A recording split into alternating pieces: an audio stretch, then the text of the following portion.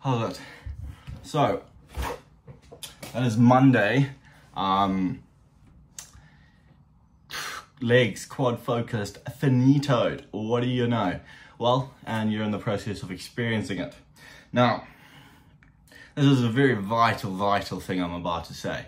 And open your ears, listen well, and try to absorb as much as possible.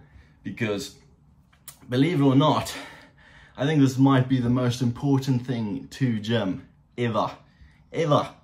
Right, so here I am doing split squats, my final exercise of legs quad focused. Now, it's been a grueling adventure so far, right? It's been a small bit tiring. I've gotten a great pump. I'm pretty satisfied with my workout already. I'm struggling to walk. Now comes to the finisher, the final boss, the gent that's most likely going to put you on your ass and you're gonna have to restart over, crying, you know, game over sort of things, you know? Well, what did I do, right? I pick up the dumbbells, I waddle over to the rack where I do split squats, and I begin. Now, 1 rep in, it's a bit uncomfortable finding that balance. 2 reps, you know, it's starting to feel a bit of shit. I foresee the future and the discomfort I'm about to experience. Now, by the time we're at rep 6, right, we're halfway through, and it's suffice to say that it's uncomfortable. You know, my legs are already in bits after the excessive strain I've put on them through the previous exercises. But now we've got 6 more reps on my one leg, right? And then after that, not only do I have to do it all again on the other leg, but then 2 more sets, you know? It's like quite the predicament I found myself in. So I grit my teeth, you know, we get through the remaining 6 reps, drop the weights, you know, have a quick breather, go into the next leg, do my 12 reps. Now, the whole purpose of this story is, while I was like, you know, pushing through, especially on that second leg, because now you're fatigued from the previous leg, and now you've got like, you know, whatever many reps left, and you're so tired that you start counting in like 3s. You go 1, 2, 3, 1, 2, 3, 1, 2, 3, 1, 2, 3 instead of up to 12. So, moral of the story, you're there gritting your teeth, you know, not enjoying life, really wanting to just, you know, throw the dumbbells at the mirror or, you know, break something, because you're not a chuffed, you're not a happy camper. But what do you know? 2 weeks later, you look at those quads in the mirror and you're like, damn, those are some hefty boys right there. And hefty boys they will be indeed, if you are able to push through and recognize the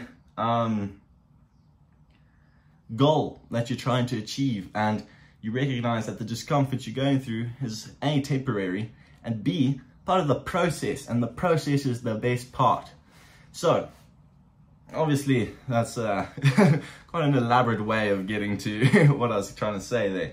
But, you know, it's just the whole falling in love with the process thing is really, really vital if you're trying to achieve something, I feel. And I think with today's legs, you know, not particularly enjoying the process, but you also have to realize, like, the process isn't always fun, and falling in love with it doesn't necessarily mean enjoying the, you know, action of it, but rather enjoying the satisfaction behind completing it. You know, at least that's the way I've tried to see it, especially with split squats. They are awful.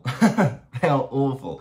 But if you think of it positively in the terms of progress, they do give you the most burn and the best pump, which in turn most likely means they're going to give you the most muscle growth. At least that's the way I try thinking about it. So fall in love with the process, and it'll be diddy-dandy. So let's have a quick breakdown of what we did. Start off with leg extensions. Partially heavy. It was like 60 kgs, 80 kgs. just really locked those legs out at the top of the rep and toes pointing out to get that teardrop of the quad. By the time you've finished your sets with that, you're most likely already going to be in like quite a good state in terms of pump and just overall leg feel. Now, that in mind, what I did miss out there is stretch. Legs, so vital. Stretch before you do anything to do with legs. I always do, just hamstring stretch, calf stretch, and quad stretch. Just cover the general basis. Just make sure it feels loose, make sure it's not like stiff moving around. And what's really been aiding me of recent, which is pretty snazzy and is something I treated myself to, but this bad boy. So this is just like a massage gun, which just helps in my recovery process essentially. So it's not a necessity that people have to have, but it is definitely a luxury which aids in the recovery process. And overall, it's just an enjoyable time to sit there and, massage the quad when it's feeling stiff, or the calves. So, whatever, we did our leg extensions, wobbled our way down the stairs as per usual, in a bit of a miserable manner, because I don't know why they put all the leg machines upstairs, but then all the squat racks downstairs. It's just like recipe for falls and people tumbling downstairs. Well, luckily we didn't, because they have handrails, and I've got quite the firm grip on me, so better watch out. Now, we went down and we did squats, just heel lifted squats on a plate. Again, for those of you that don't know, I recently recovered from injury, so my squats are incredibly weak at the moment, but we've increased them a bit. We put them back up to 80 kilos. I want to just get back to doing 100 kilos for reps. That's all I want. I don't particularly care about getting my strength. I don't really care about strength. I'm more, like, obviously it's nice being strong and it looks cool and whatever, but I've always found I can kind of get the same results from a medium weight with just real focus on muscle tensioning and squeezing out those reps. So that's why I kind of want to get back up to 100, because 80 is not ideal, 60, which is what I did previously, even less ideal, and yeah, it is what it is.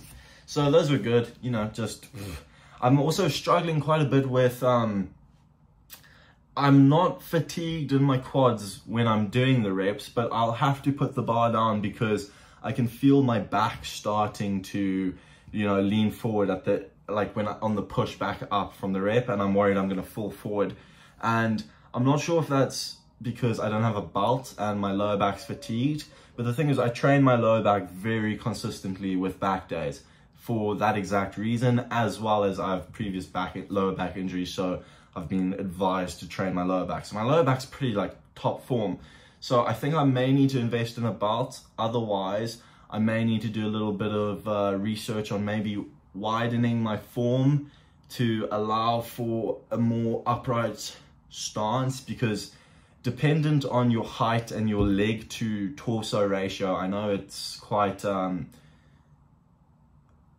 difficult to do squats at certain angles essentially. So it might be more advisable for me to get two smaller plates, put them further apart so my legs are more apart, and then I can go down. Me saying that out loud, I will definitely do that next leg day. So that's the solution to my issue, clearly. Now, after that we did, as I just went into brutal detail of, was the split squats. So that's all good, well, handy dandy.